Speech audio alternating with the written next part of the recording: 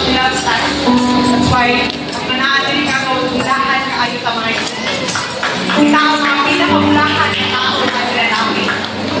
Tungkol kay pipilit na ito, walang buhay na Diyos. Pipilit na ito yung presence. Amen? Sarang pasahog sa itong lyrics kasi na pagkadako sa tugma mo, anak ni Jesus, isan pa sa mga kapakyasan. Ihigong pag-ihapon ko ninyo. Pagkawatinuan ko sa panahon, ikaw ang Diyos. Walay higayon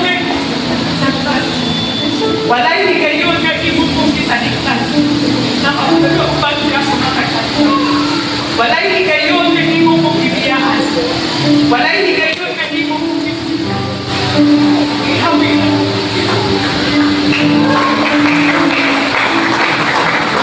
Ano na ang makalilig suot? Ay ihawin at sa dinugin ito. Na ay purpose at ibong pinamuli. Wala pa niya itawag na walay purpose. Kung sa pagmanipayon ka, papasalamaton ka. Because we are in the presence of God. Amen? Praise God. Hallelujah. In behalf of our pastors, Pastor Patrick Flores, Pastor Izel Flores, of the Jesus is Lord Ministries International Santa Cruz, I would like to welcome everyone sa itong panibakot karupaguntagon. Amen? And as I want to say again, mga isuon, kita ang pinakabulahan ng mga tao. Ayaw mag-self-pity, ayaw mag-look down sa inyong kaugalingon. Ayaw tanaw sa uban, sa estado nila, ayaw kumpara inyong kaugalingon sa ilaha. Kaya tubangan sa Diyos, ikaw ang pinaka-special. Ikumpara sa tanang katawhan din sa kalibutan. Amen? So, karong kabuntagon, gusto na ko i-welcome ato ang guest speaker. Praise God. Wala man tayo first time na kaisuunan karon na ay mga, I believe na ay mga ipag-invite, pero wala lang pag hindi pa siguro karon ang time nila.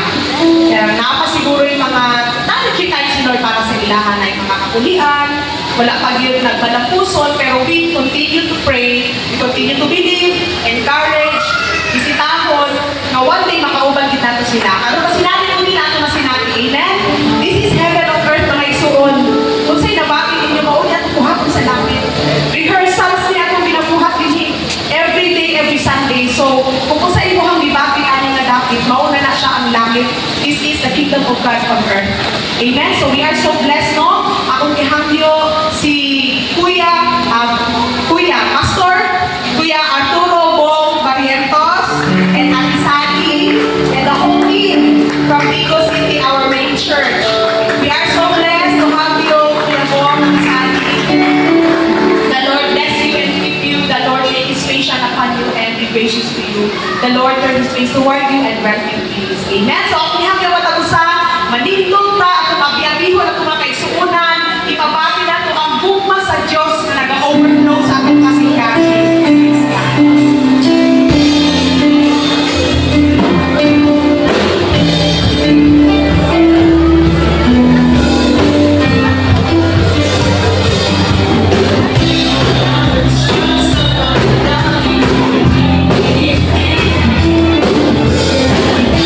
Oh,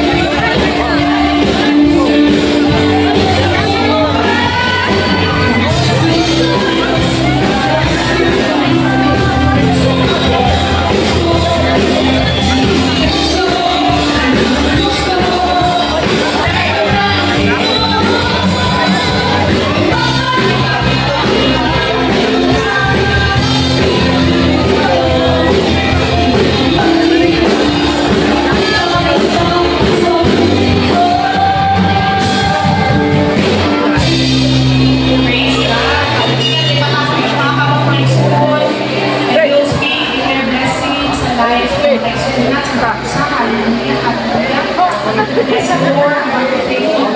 This wonderful day you have given us. Thank you for the breath, for the strength, thank you for the light of God comes from you. Lord, we thank you, O God, for your mighty presence, for your love upon each one of us. And Lord, as we come before your holy presence, Lord, we humble ourselves. Thank you, Lord God, for your move, for your power, Holy Spirit.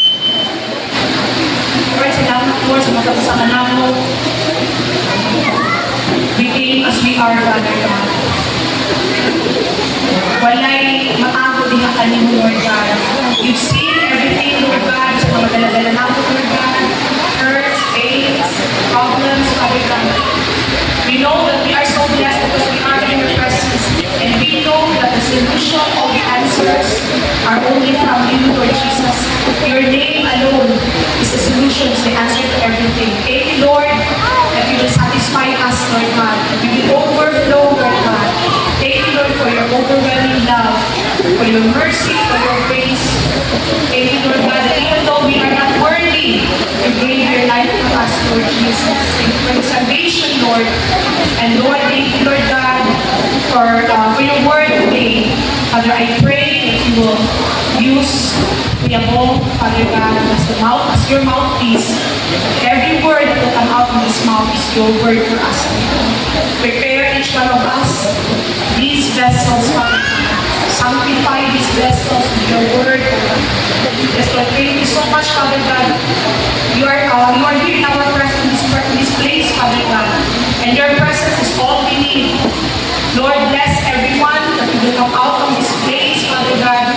Every one of us will receive our portion according to the faith that we have in you. Thank you so much for everything, Lord. For your great love, for everything, Lord God. We cannot contain, we cannot express everything in words. We are so grateful and thankful to call you our Abba Father, our King, our Savior, our everything. We love you, Lord, because you first loved us. We bless your name, we honor you. All the glory, praises, thanksgiving, and honor belongs to you alone. In Jesus' name we pray. Amen.